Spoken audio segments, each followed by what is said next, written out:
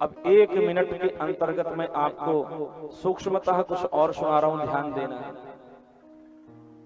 भागवत जी के महत्व में वर्णन आता है किस प्रकार भगवान ने कृपा की परीक्षित के ऊपर देवता लोग आए, अमृत का कलश लेकर उनको भगा दिया। नारद जी महाराज ने भक्ति महारानी के दुखों को दूर करने के लिए अनेक प्रयत्न किए और सनकादिक ऋषियों ने कथा श्रवण करवाई।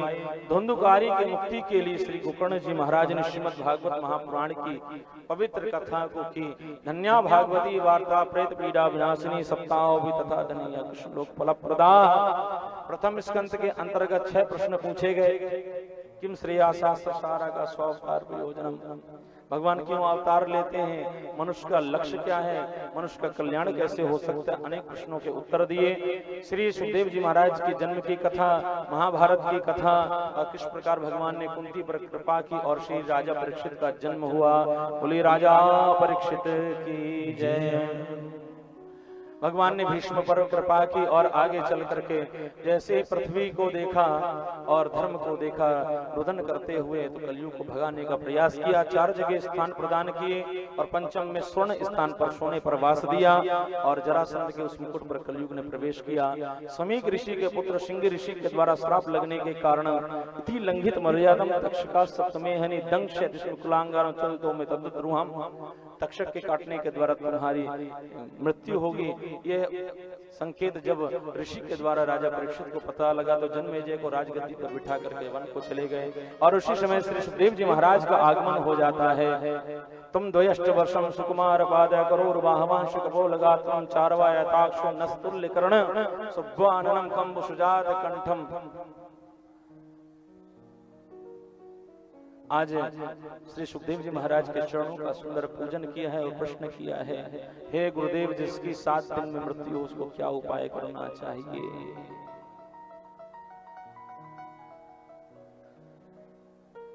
जन्म लाभ परापुरुषम अंते नारायण स्मृति अनेक उपदेश दिए। दूसरे स्कंद के अंदर सृष्टि वर्णन को बताया, चतुश्लोकी भागवत की कथा को श्रवण करवाया। तृतीय स्कंद के अंदर बड़ी सुंदर कथा आती है विदुर जी की, विदुरानी जी की। और इसी स्कंद के अंदर भगवान ने किस प्रकार कपिल ऋषि के रूप में अवतार धारण किया। बोली कपिल देव भगवान की जय, श्री वाराह भगवान की जय। वाराह बनकर के पृथ्वी की रक्षा की है भगवान ने, हिरण्याक्ष का वध किया है, अनेक अनेक भगवान ने लीलाएं की। चतुर्थ स्कंद के अंदर भगवान भोलेनाथ का दिव्य चरित्र आता है, किस प्रकार विवाह हुआ, दक्ष प्रजापति के शीश को धड़ से अलग किया, किस प्रकार अपने प्रिय भक्त श्री ध्रुव जी महाराज पर भगवान ने कृपा की। कृतांजलि ब्रह्ममेन कंबुना पशुपश बालम कृपया कपोले। अनेक हजार वर्षों तक राज्य किया, यक्षों ने उत्तम का वध कर दिया था। युद्ध करने के लिए श्री ध्रुव जी महाराज गए, उनको उपदेश दिया नारद जी महाराज ने और विमान पर बैठ करके ध्रुव लोक में प्रस्थान करते हैं श्री ध्रुव जी महाराज। प्रियव्रत का सुंदर उपदेश, इनके वंश में ऋषभ देव जी महाराज का जन्म हुआ। नाभि के अग्निद्र के नाभि और श्री ऋषभ देव जी महाराज के 100 पुत्रों में से श्री भरत जी महाराज ज्येष्ठ थे, बड़े थे। कारणवश मृग शावक से प्रेम हुआ और उनको मृग शावक बनना पड़ा। रहुगण संवाद इत्यादि की कथा आती है। उस 28 नरकों का वर्णन भी भागवत जी के अंदर प्राप्त होता है। 6वें स्कंद में ध्यान देना, एक भक्त था जो दासी के संसर्ग के द्वारा, वैश्य के संसर्ग के द्वारा डाकू बन गया, अजामिल। भगवान का नाम लिया, नामना नारायणा ये जगात चतुरक्षयम, 4 अक्षर का नाम लेने मात्र से स्वयं भगवान के पार्षद आ गए और उसकी मुक्ति हुई। वृत्तासुर आया, वृत्तासुर का अंत हुआ। वृत्तासुर ने सुंदर स्तुति भगवान की गाई और भगवान ने रक्षा की। अजात पक्षा मात्रम खगास्तन्यम यथा वत्सतरेण सुधारता प्रिया प्रियेव विष्टम शरणा मनोवर विंदाक्ष दिर्दिक्ष्यते। जिस प्रकार एक पक्षी है, उसके पंख नहीं निकले, उड़ना चाहता है लेकिन उसका पेट भरता है कि नहीं भरता है, भरने वाले गोविंद आप। मुझे विश्वास है आपके होते हुए मुझे कोई संकट नहीं घेरेगा। प्रहलाद जी की भगवान ने रक्षा की। नरसिंह भगवान का अवतार धारण करके भगवान स्वयं अष्टम स्कंद की कथा में, अष्टम स्कंद में 24 अध्याय, 1945 श्लोक, जिसके अंतर्गत सुंदर गजेंद्र मोक्ष की कथा, समुद्र मंथन की कथा, वामन भगवान की कथा। नवम स्कंद में 24 अध्याय, 1911 श्लोक, जिसके अंतर्गत भगवान श्री राम जी की अद्भुत लीलाएं, सूर्यवंश की कथाएं प्राप्त होती हैं प्यारे। दसम स्कंद के अंदर मेरे गोपाल जी की बांके बिहारी की कथा, और लड्डू गोपाल ने हमारे बांके बिहारी ने कैसे जन्म लिया, श्री कृष्ण के जन्म की कथा। बोले बाल कृष्ण लाल की जय। पूतना का उद्धार, सटासुर का, तृणावर्त का, व्योमासुर, केसी का, अघासुर का, अनेक अनेक राक्षस आए, धेनुकासुर आया, बकासुर आया, सबका भगवान ने उद्धार कर दिया। और आज भगवान ने अनेक अनेक ब्रज में लीलाएं की, माखन चोरी लीलाएं की, बाल लीलाएं की, और बड़े होते हुए कंस का भगवान ने आज उद्धार कर दिया। बोली कंस मर्दन भगवान की जय।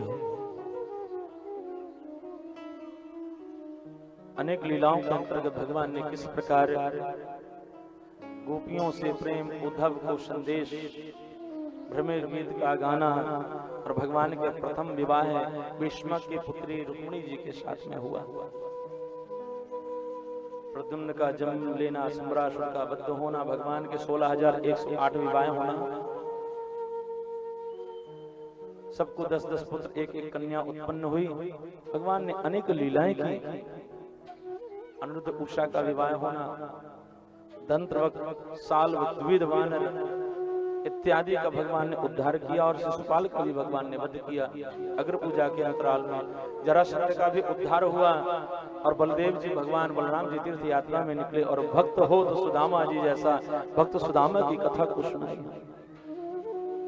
वेदों की स्तुति को गाया है। यज्ञ महोत्सव के विषय में देवकी मैया को 6 पुत्रों को ला करके दिया।